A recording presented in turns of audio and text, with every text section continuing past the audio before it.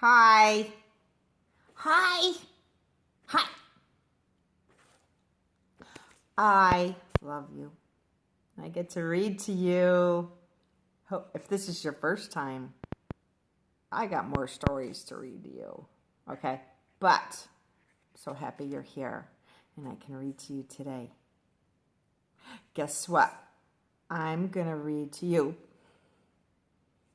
this really pretty, colorful book, The Miracles of Jesus. Who wrote this book and these colorful pictures? Katherine Sully. Okay, you ready? Okay. Are you good today? Being good. Good. I know you are. Sure. Good. Always good. The miracles of Jesus. What did Jesus do? Let's read about Jesus. What's this say? Can you see it good? Turn this a little bit for you. Jesus loved to teach God's message, and people loved to listen to him. They followed him everywhere. But one day Jesus was sad because his cousin John had died. Jesus got on a boat to rest and pray. There he is on the boat.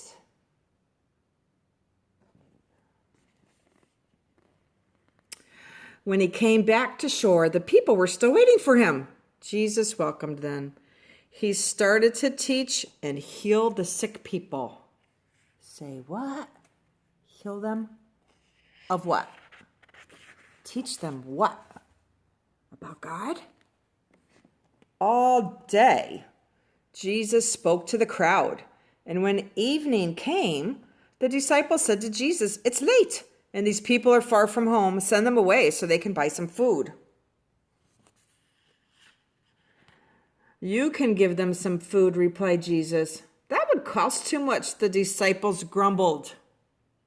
Oh, we've learned about grumbling. That doesn't work well. No, don't grumble. That's complaining. Don't do it. "Go and find out how much food we have," Jesus told his disciples. The disciples went off among the crowd. They came back with a boy who had 5 loaves and 2 fish. So he had some bread and he had some fish. The 5 loaves and 2 fish, it's only enough to fill 1 dish.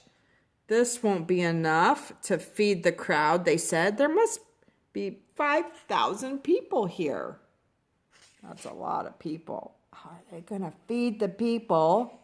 5,000 people? You know how many people that is? That's a lot. So they got 2 loaves, 2 fish, 5 loaves of bread. Is Jesus going to do a miracle? Name of our book. Jesus told his disciples to sit everyone down in groups. And Jesus took the 5 loaves, 2 fish, and he thanked God for the food. He thanked God for the food. I think thanking God for things is key. What do you think's going to happen now that he thanked God for the food? Then he divided the food into baskets for each of the disciples. The disciples shared the food among the people. There's a lot of people there. What happened? Everyone ate as much as they wanted. Crunch, crunch, munch, munch, yum. And after everyone had eaten, the disciples collected the baskets. And when they came back, the 12 baskets were full of food. They couldn't believe their eyes. Those baskets just kept filling with food from the 2, how much was it? From the 2 fish and 5 loaves of bread? They kept filling up the baskets with food. How did that happen? It just kept multiplying. That's cool. Later, Jesus and his disciples went down to the lake. They were going to a town on the other side. The disciples climbed into the boat, and Jesus stayed behind. You go on ahead, he told the disciples. I have something I need to do first. So he told them to go. Wonder what he had to do. But they wondered too. What are you doing, Jesus? Come with us. They loved him. At last the crowd went home. Jesus sat alone on the mountain to pray. Oh, he went to pray. It's always good to pray. Later that night, Jesus looked out over the lake. Splash! The boat was now far from shore. Tossing this way and that, the disciples were struggling to row the boat, fighting against the wind and the waves. Crash! It's pretty rough water out there. They're struggling. It was still dark. When the disciples saw a white figure coming toward them, they were terrified. Oh, what?